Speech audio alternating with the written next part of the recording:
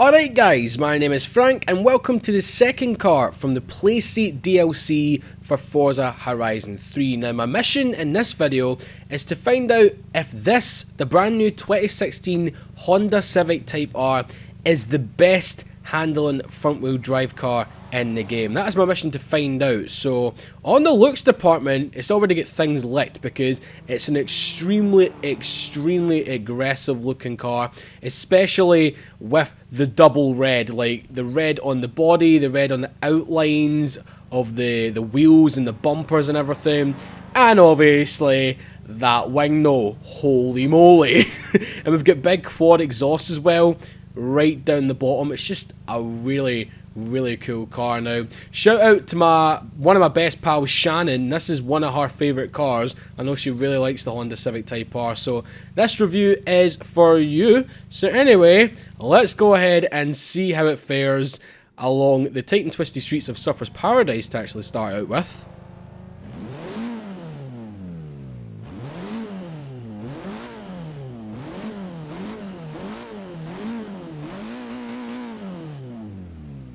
God, you gotta love a VTEC engine.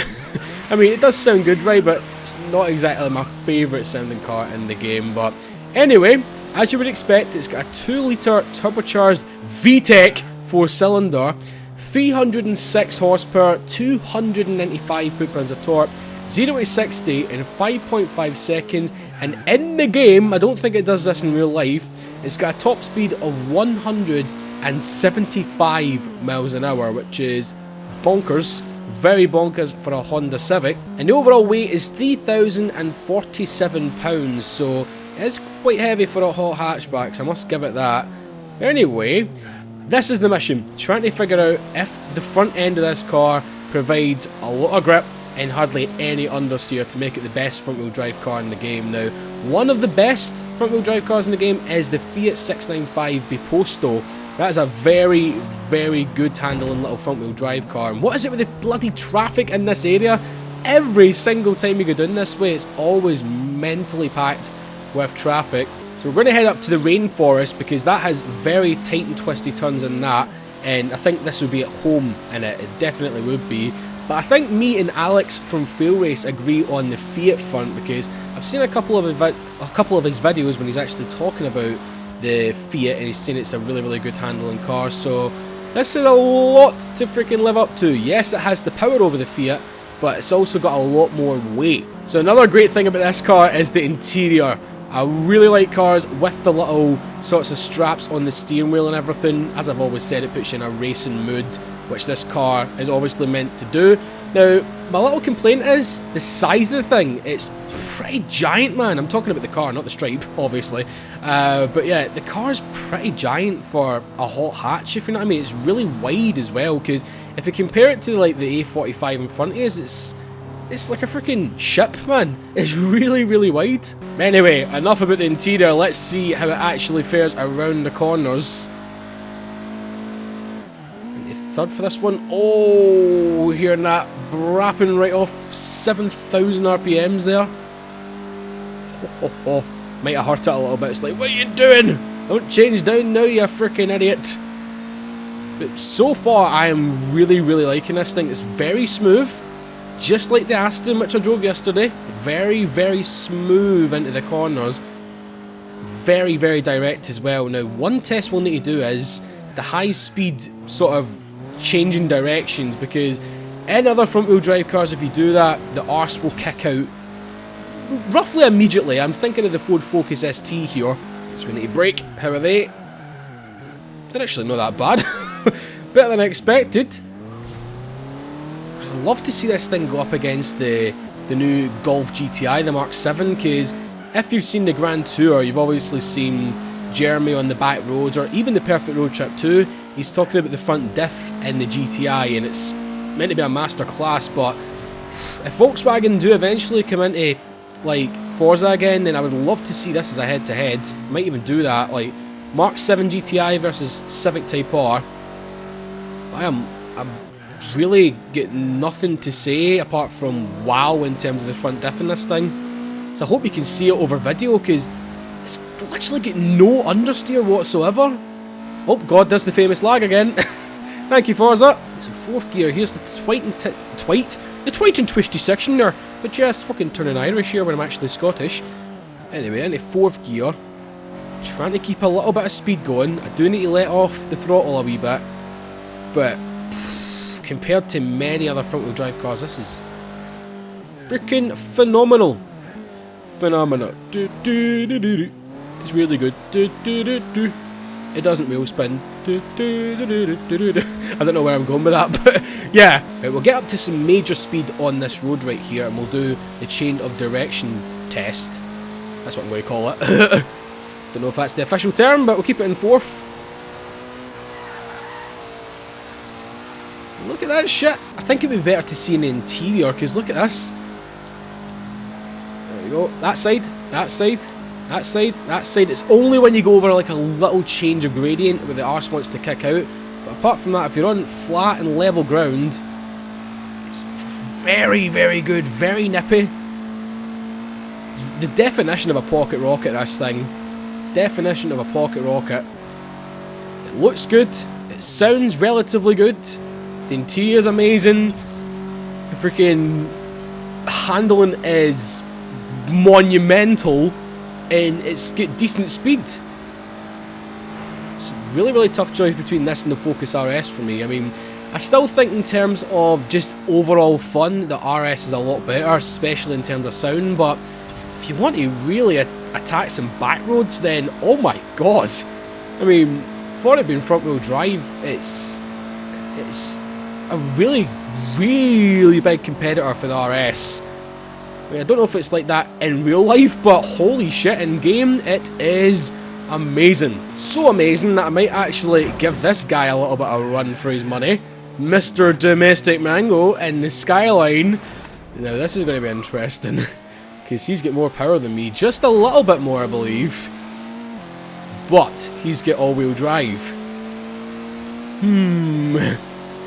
Don't know how this is going to fare. Mango, you're getting awfully close to me, mate. Jesus Christ. Come on, sonny boy. The finishing line is at the end of the bridge. And we're creaming him already. Okay. Oh, God. What's he doing? What the fuck are you doing, Mango? Jesus Christ. Oh, what the fuck am I doing? Holy shit. Just too distracted by him there. Okay, okay. Don't wreck the Honda, Frank. Don't wreck the Honda. Or the fanboys will be on me.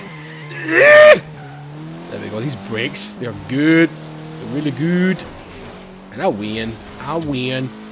So there we go, I can officially say I bet a Nissan Skyline GTR Ep.34 in a Honda Civic Type R. So just like the DB11, I have brought the Civic Type R to Blizzard Mountain. It has snow tyres fitted, and we're going to take it up to the little figure 8 racetrack. So yeah, I don't think this thing would perform that well on the Divers Corners, so we're just going to go to the little racetrack which is up here, but we do have very, very wet and slippery roads up here, so that'll test out and see if the rear end of the car wants to kick out.